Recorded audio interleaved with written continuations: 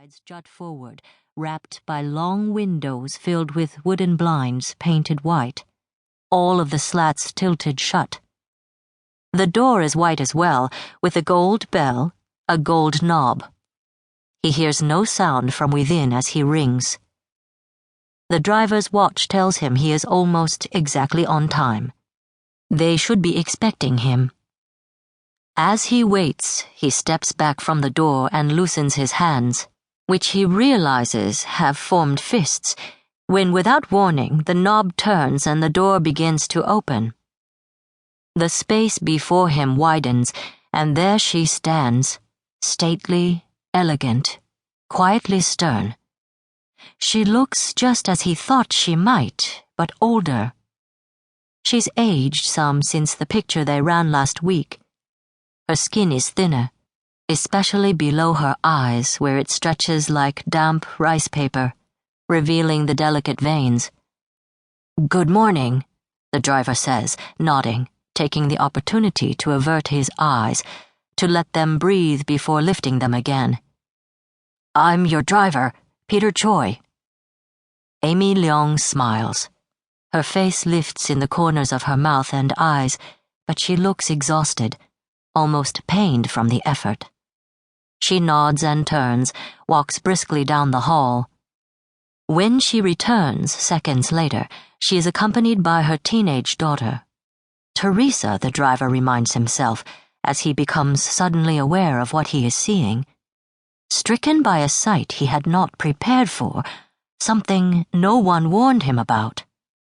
Amy Leong's daughter is extremely pregnant. Her belly protrudes uncomfortably as she shifts her weight between her heels, her arms swaying beside her, balancing her with each laborious step. She's a pretty girl, he decides, like her mother. Her dark hair is pulled back tight on her head, a white dress stretches over her stomach, falling above her knees.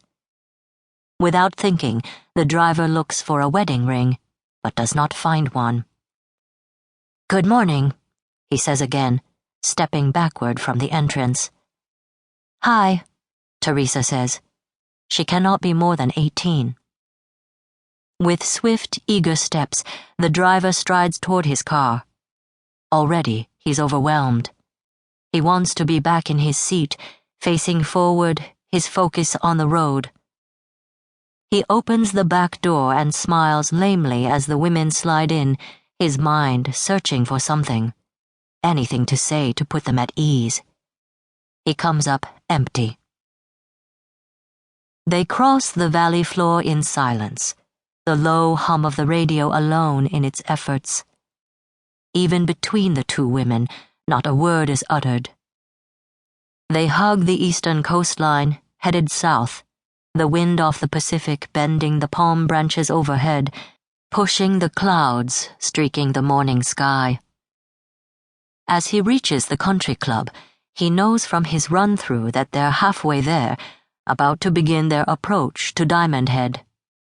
Carefully, he lifts his eyes to his rearview mirror and catches Amy Leong turned to her left toward her window, dark eyes narrowed against the rising sun.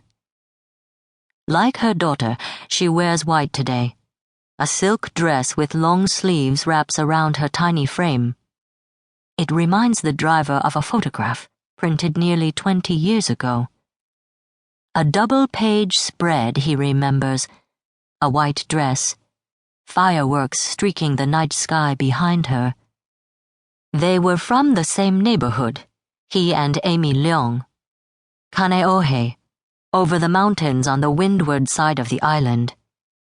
When the story came out, it was all their neighbors could talk about. Amy Leong's mother-in-law had long funded the Kaneohe school system. It was through her, the Lin Leong scholarship, that the driver had sent his daughter to college.